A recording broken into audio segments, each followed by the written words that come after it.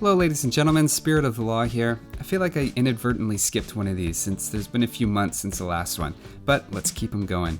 The first question is from my AI battle video between the Age of Conquerors and HD AIs. Someone asked if there was a way to prevent the AI from resigning. There was a really interesting response from Cheese on Toast, and that was that sending taunt 100 to the AI prevents it from resigning.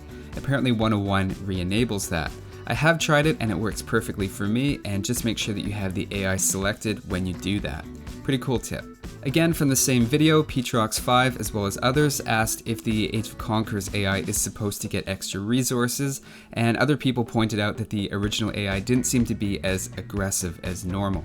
It's true that the old Age of Conquerors AI did get free resources at the start of the game and every time it ages up, and the original AI in HD doesn't, so they're not quite the same.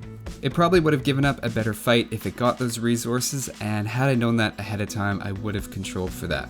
If you guys think it would be more interesting, I could recreate that with triggers and we could run the whole thing again, although I still feel like my money would be on the new AI.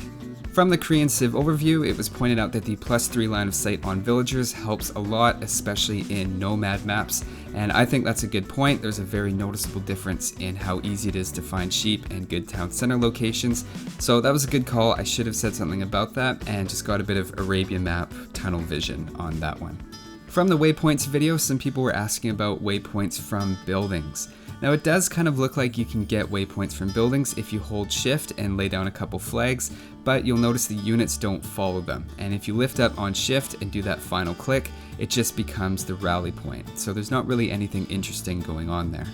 A similar question I didn't address in that video is what happens if a unit can't reach an area that's in its waypoint route. It turns out the units are pretty smart and don't get stuck because of an area that they can't reach. They seem to just do their best to get there, and when they can't get any closer, they just move on and continue with the next waypoint. It's a good question though, and that's something that I should have looked at originally. Another comment I've been seeing increasingly more of is whether or not I'll redo the Japanese Civ overview. And the answer to that is yes, along with probably a few other older videos. I think the channel's come a long way since those first few, both in terms of production value and technology I have available, as well as quality of content and attention to detail. And obviously the Japanese Civ overview was the very first, so it shows its age the most. Even more than just that one, I think there was a fairly dramatic shift about a year ago now from speculative sorts of video topics without definitive answers to concrete game mechanics sorts of topics. And the way I approached the Civ overviews I think reflected that switch as well. Now while that evolution's kind of cool to see chronologically in the videos, to someone less familiar with the channel or someone less likely to give the benefit of the doubt, I can see how that might give the impression of inconsistent quality. I'd say all of the early overviews and math topics are fair game to be revisited at some point, though I don't consider any video I've made at any time to be untouchable and the final word, so to speak. I'd put the old videos as unlisted so you can't find them without the direct link and they aren't showing up in the search, but then I could put that link in the description of the new one, so if someone did want to go back, they could look at those. Moving on, Mystery Code and many others have asked questions about zooming out or changing the resolution in HD. I can't remember if I've answered this before in a video, but the idea for HD is it automatically adjusts to your screen resolution. So if you want to zoom out, you have to set your screen resolution higher, or if you're already maxed out, you just have to buy a bigger monitor or one with a better resolution. For example, you can tell in my old videos when I was using my laptop screen and when I started plugging my 20-inch monitor into the laptop, and the difference between that and my 27-inch monitor that I now use. I know there are ways to get around your maximum resolution if you're pretty tech savvy, but I don't know a lot about that.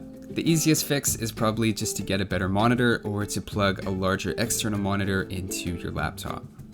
Now someone asked if I was going to make a video about ZeroEmpires leaving. And I don't know about a whole video, but I can certainly address that. I think obviously it's a big loss whenever a very recognizable voice in the community moves on. From my own perspective, it's been very helpful having a channel like his really establish the Age of Empires community on YouTube, and I realize how much he's done for me, however indirectly, as well as how many other people have gotten a ton of enjoyment and entertainment out of his videos. We've been really lucky to this point that there's been such a huge variety of types of Age of Empires videos, giving different perspectives on topics and different personalities, and even a very healthy variety of accents to choose from. It seems like there's always at least someone in the community that everyone's going to connect with, and it's tough to lose a big piece in that. Obviously, we haven't lost him. He's still around doing other things, but I do wish him the best in his future endeavors.